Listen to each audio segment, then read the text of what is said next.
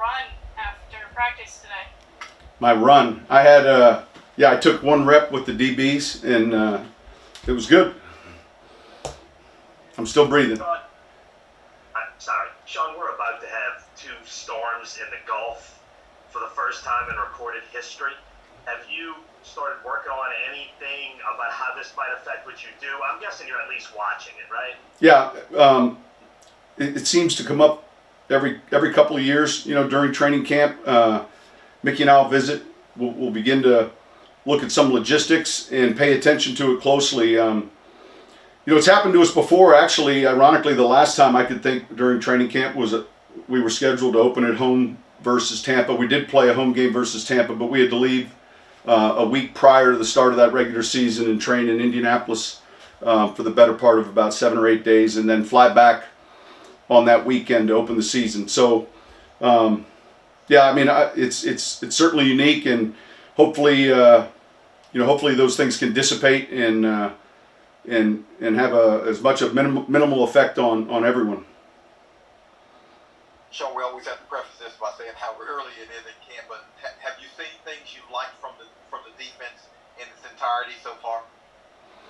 Yeah, look, each practice you watch, you really, when you look at the tape, you see things that are encouraging. Obviously, you see some things that you want to get cleaned up. Today we were working a lot on third down. I thought the defense had a pretty good day. We turned it over defensively, and we'll look at the tape and make some corrections. But overall, I think they've got their legs underneath them. I'm talking about the team in general, and we've got a lot of work to do, but we're putting it in right now.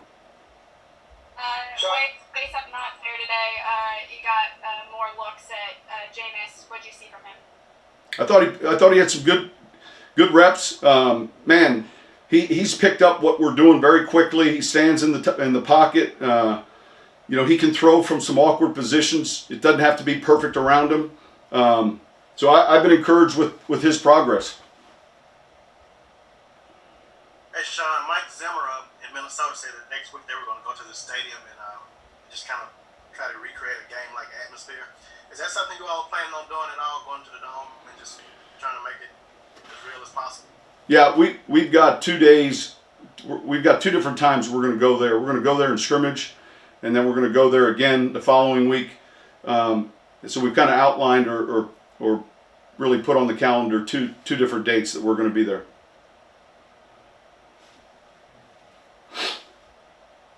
Sean, how does the versatility and depth you guys at safety open things up and allow you to do different things? Well, look, I think with as much receiver sets as we get, not just on third down, we get them on the early down. Some teams are predominantly playing 11 personnel.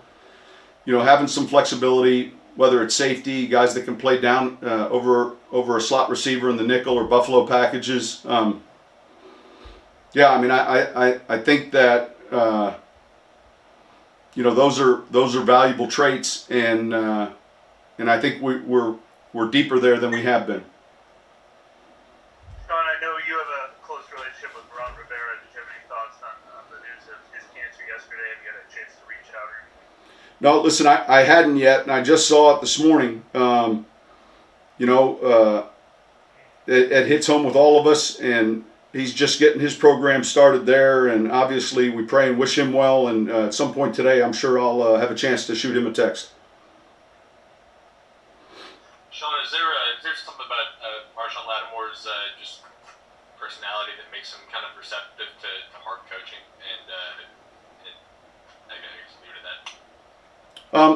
I don't know if it's his personality per se. I would be willing to bet he had it in high school. I know he had it at Ohio State, and I think that he's able to focus and keep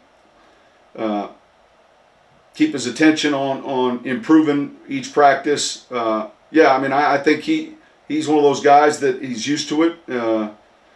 He doesn't get defensive about it, and I think those are all good signs of a competitive player. Coach, what are you seeing from Tommy Stevens and how he's adjusting to the NFL and his role within the team? Look, he's had some plays in the kicking game. There was a play today where he did a good job as a punt hold-up player. He runs extremely well. Obviously, there's a large learning curve for what he's doing, and yet I've been encouraged with his approach each day. He'll correct a mistake and not let it affect him on the next play. But he's green and he's got a lot of work in front of him. Hey Sean, with the way you guys do installs and things like that, when you start putting the pads on, does either side ever have an inherent advantage to start off training camp, like the offense or defense? I would describe it a little bit more as an ebb and flow. There are days where you come off the field and today, for example, you felt like the defense had a little bit better practice in the team periods. You come off a day like yesterday maybe, and you felt the other way around. So it kind of goes back and forth when you're working against each other, that's not unusual. Sean, we've asked you this before. Cam Jordan's now going into year 10. He has not missed a game in 9 years of defensive end. And I know DeMario Davis, I think 7 years without missing a game. As a coach, what kind of luxury is that to have, that reliability, durability, and not take that for granted day in and day out? Look, that's an important trait in our league. The availability of a player. Those guys both train hard. Obviously, there's a certain amount of innate skill set, flexibility, athleticism that they possess, and yet they take great care of their bodies. And it's hard to have a real good career if you're spending a lot of it in the training room. And I know that's not always a player's wish, or it's not always a player's fault. Some of that is good fortune. And yet with those two players, that stamina, the thing with both of them is, on play number 58, 62 in the game, it's going to look similar to play number 8 or 10. So they're in very good shape. Sean, I've noticed Malcolm Jenkins has the same kind of background. Is that something, when you're all looking at players, that you can evaluate in your personnel procurement? Well, look, if you go all the way back to the history of the Combine, the purpose of that event was, instead of 32 teams working out players all around the country to find out where they are medically, the purpose of the event was to combine medical information so that all 32 clubs would have access to the same injury history data. And so, yeah, when you're preparing for the draft, players that have a higher risk of injury are graded in that fashion with a medical grade that sometimes can be the difference in selecting a player or not. And obviously, your utopia for a draft pick is someone with a 1 or a 2 medical grade that's clean and that possesses all the traits that you're looking for. Now, is that always the case when we draft players? No. And you're asking about the vision from a football standpoint, but we also talk about the vision relative to their health. So those are things we pay attention to. Hey Sean, I meant to ask this earlier. Payton said his wife is expecting a baby any day now. Is that why he's in practice for good news, hopefully? Yeah, and listen, I'm going to wait for him to announce it. But I know that they're doing well. I know that they're in good hands, and I'm not going to be the one that spoils that. Janoris Jenkins has been standing out lately in practice. How much of a bonus was it to get him late last season so he could get acclimated, and now he looks like $1 million out there almost? Yeah, look, I think he helped us last year. He's a player with very good instincts. He's a player that I think is a good tackler, and he can turn the ball over. I like his ball skills, and I would agree with you. He's had a good camp so far, and that's been a big plus for us to get another quality corner in our program. Coach, I know players like Emmanuel Sanders and Deontay Harris or Ty Montgomery are getting a lot of attention right now in practice, but one name that I haven't been hearing much of is Traequan Smith. Can you speak for what you've been seeing out of Traequan these practices? He had a real good play today, a third down snap. Look, some of the things that he's asked to do occasionally is more physical in nature, but I think he's come in great shape. He's strong. He's an important part of what we're doing offensively. And, he's one of those players that'll make a catch in traffic that a lot of guys may necessarily not have the same appetite for. But he's a tough player, and he's doing good. Hey, Coach, staying with the wide receivers, what about Marquez Callaway? What have you seen from him?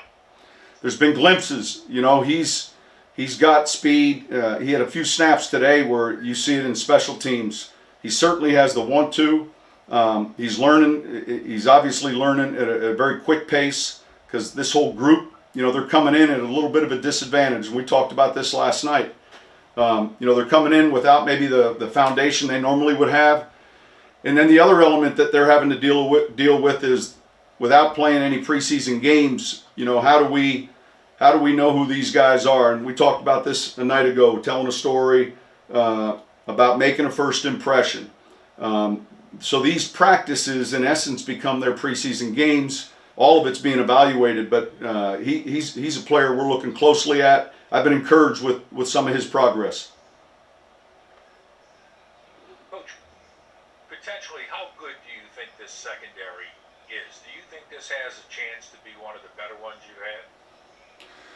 Oh, listen, Ed, I think it's a good question. I would say this. I think it'll go hand in hand with how we play as a front. And I think that we have a chance to be a pretty good rush front.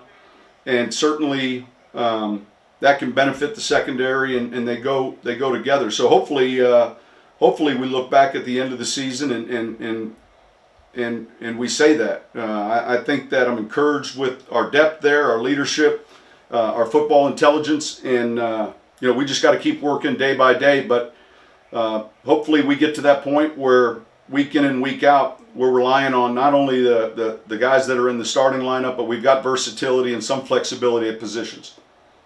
You think you're pretty deep there in general? I think we have depth there more than a year ago. I think at corner we're probably similar to where we've been. Inside nickel and safety, we've got a little bit more flexibility with a couple additions. All right, thank you.